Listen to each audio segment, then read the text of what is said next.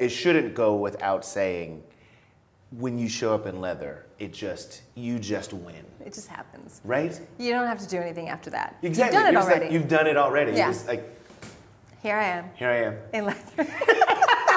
Right?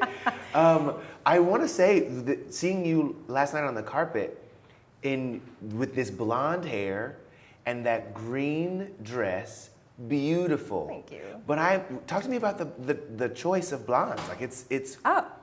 Well, okay, so what people don't know, because I'm a total recluse, Okay. is that I've been blonde for like 3 years. Seriously? Yeah, and before that, I had a shaved head. What? Yeah, I shaved all my hair, like a number 2 buzz. Was this like a COVID lockdown scenario? And No, you were just like, it was I'm done. It was before that. It was like a year before that. Okay, wait. So what was the inspiration there? Impetus? Yeah. I have always wanted to shave my head, but I always thought I had a weird shaped head, that would be. I've had this conversation with Right? Halle Berry. I was like, you gotta be careful of the shape of the head. You don't know. You don't know. You could take all that hair off and you realize you're a freak.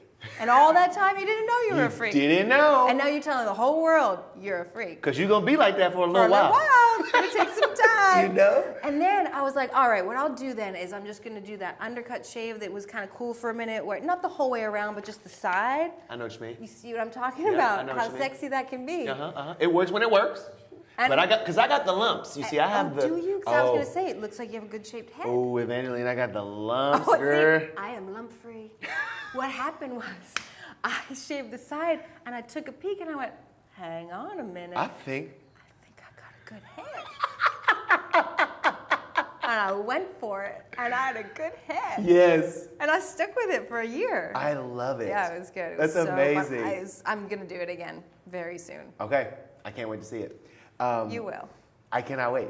The fact of the matter is, I laughed so much in this movie. Oh, good. I had such a good time in this movie. I also think it shouldn't go without saying, the women in this movie kick serious butt the entire movie. Yes. Yes. I mean, especially Gentora. How cool was Gentora? I mean, come on. She's good. Like real Like good. she brings the intensity. She Yeah. brings it. With like the eye makeup and Yeah, everything. It was like yeah. really getting into the shape of like the stunts and the physical work of this. Did it, or were you like, yeah, body double? Yeah. Stunt double, go ahead. Yeah, go here's ahead, what I'm go gonna do. I'm just gonna get up. I'm gonna go get Gentora. I'm gonna sit her down. And she She'll gonna work talk that to you out. all about that stuff with her Right? beautiful 6-pack. My character, when she fights, she's always itty bitty, which means it's a micro unit and it's all CGI. And I fought that hard on Ant-Man and the Wasp. I was mad. Like I had my shorts in a knot. I was like, I came it to bring it. Yep. And I have always been fit. Like that was part of my life. I didn't Right. have to do anything special, but I was ready to go. Yeah. You said Marvel, no problem. Exactly. Yeah. And then they didn't let me do anything. It was like nothing. Like, how about a punch? One punch? I get. Can I get a something? one? Just like a slap. Give me a slap. Just anything.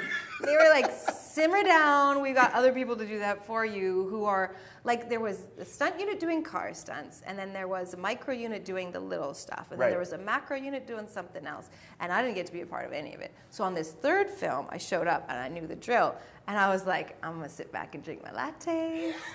No, that's all right. And I'm not going to complain about any of it. This is the cushiest job in the MCU. You said no problem. Captain America would be lining up for this job right now. He is so sick of doing his own stunts.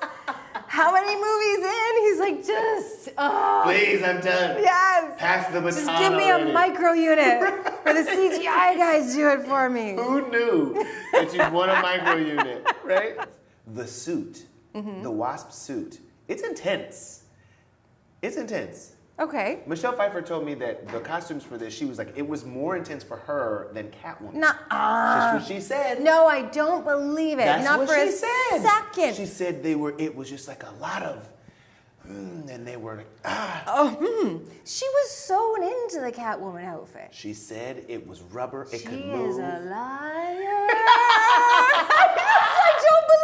I don't believe it. She said the thing about the Catwoman suit was that it vacuumed you into the suit Yeah. at one point. Like if you wore it for too long, it started to go. Yeah, I you know. know. and it becomes like a sweat box. Right. And she had no access to any bladder relief. I mean, there is no way. I have always stood by the fact that I have the most comfortable suit in the MCU. Okay. That is my official stance on. Really? Yes. You say, have it be known. Yeah. Let it be known. Right. And I've also been known to say, like, maybe the reason why people complain about these suits in the MCU is because they're all dudes and they're not used to wandering around in uncomfortable outfits where, you know, your ribs are collapsing because you've been cinched into a belt so tight for your gown to look good. But this is coming from Michelle. She knows all about suffering for beauty. I'm saying. Not that she has to suffer to be beautiful. That woman true. is just there. Wait, speaking She's of, so beautiful. I'm just going to take you back 40 years, Scarface. I have such a crush on Michelle Pfeiffer. I get it. I still trip out when she texts me.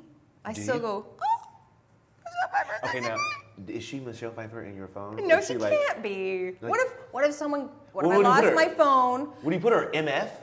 No. You can't do I have a that. code name for her. I have a code name for my mom.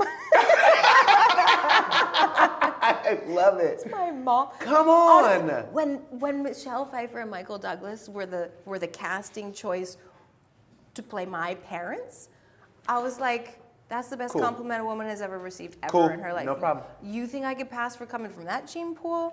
I'll take it. Ain't mad at it. I'm not mad at She that. told me that dress, the blue one. Yes. They put hips on her because her actual hips weren't curvy I enough. have the same problem.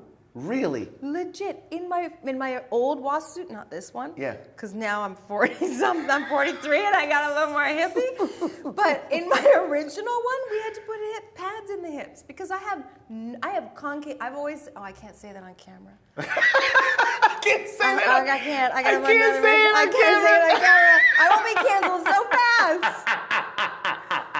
I love you so much. You said, no, I can't say no, that on we're going to camera. back that up right now.